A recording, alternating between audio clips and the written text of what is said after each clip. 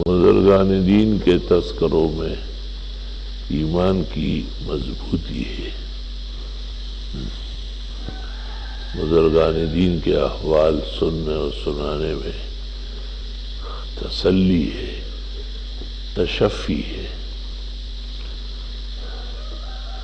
بزرگان دین کے تذکروں سے احکام دین ہے اور قیام اسلام ہے۔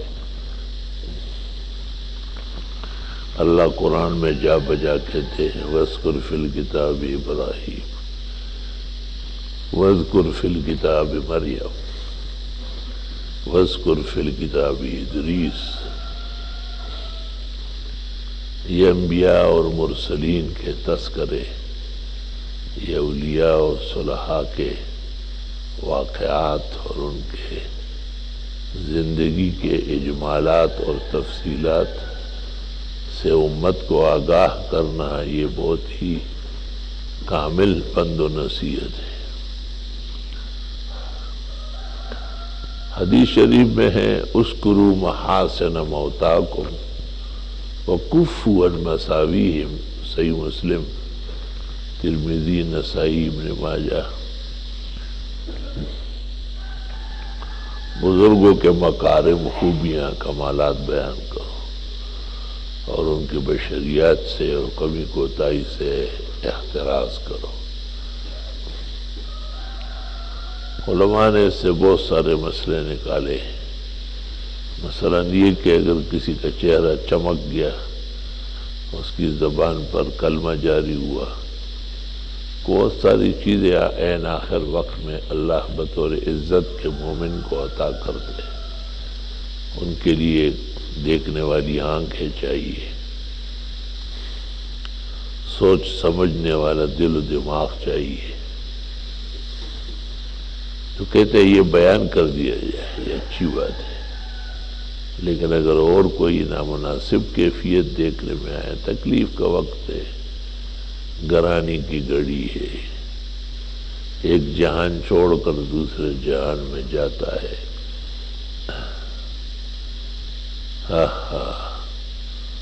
تو تکلیف دہ مناظر دیکھنے کے بعد کہتے نہ بیان کیے جائے، یہ بھی اس حدیث کا حاصل ہے۔ اذکروا محاسن موتاکم وکفوا عن مساویہم۔ بزرگان دین کی زندگی اسلامی آئینہ ہے، بزرگان دین کی زندگی اسلام کی ایک مضبوط تسلسل ہے۔ بزرگان دین کے تذکروں کو نبی نے خود پسند کیا، فرمایا علیکم بقیام اللیل، راتوں کو اٹھو اور قیام کرو، فإنہ دأب الصالحین قبلکم، یہ تم سے پہلے بزرگوں کا طریقہ رہا ہے۔ تو بزرگوں کا طریقہ نبی کو پسند ہے اور امت کو کہتے ہیں کہ اسی طرز پہ چلو، ان کا ڈھب اپناؤ۔ جب ان کے تذکرے سننے میں آئیں گے اور ان کے جمیل الشیم اور مکارم اخلاق، تو تب جا کر کے ایک جذبہ مومن مسلم میں موجزن ہوتا ہے اچھائی کا۔ ایک طالب علم اپنے آپ کو اس کے مطابق بنانا چاہتا ہے، اس قالب میں ڈلنا چاہتا ہے۔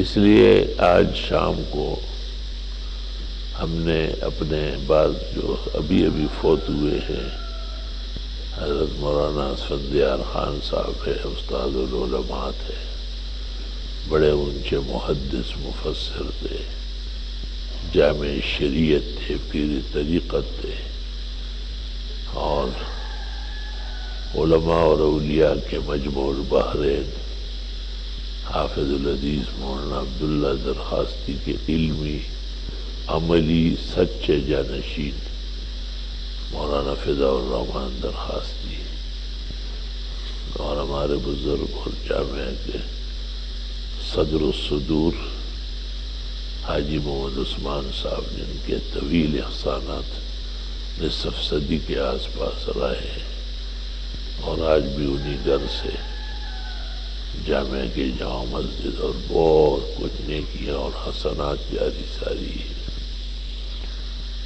تو چونکہ جیسے چاہیے تھا ان کے گھروں میں جا کے اور ان کے پسماندگان اور آل و اولاد سے مل بیٹھ کے تسلی دینا، دعائیں کرنا، میری بیماری اور تکالیف کی وجہ سے وہ نہ ہو سکا، تو میں نے سوچا کہ میں انہی کے اعزاء اقرباء کو اور اپنے دوستوں کو، نمازیوں کو، طلباء کو جمع کروں اور ان کے لیے ایک ایصال ثواب اور خیر کی مجلس سجاؤں۔ تو آج شام کو انشاءاللہ تعالی عصر سے پہلے عزیز طلباء جامعہ کے قرآن مجید کی تلاوت کریں گے اور ان بزرگ نفوس کو بخشیں گے، اور پھر عصر کی نماز 5 بجے اس سے فراغت پر ان بزرگوں کے تذکرے میں عاجز فقیر بھی کروں گا، اور جو مہمان آئیں گے ان سے بھی گزارش کریں گے۔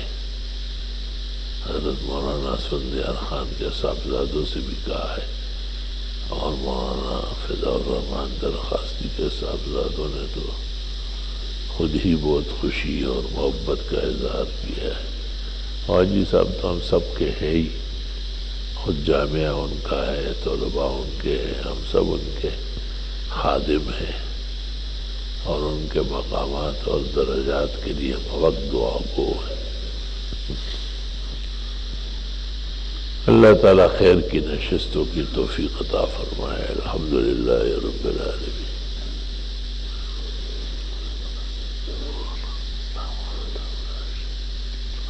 ملک ولا الحمد ولا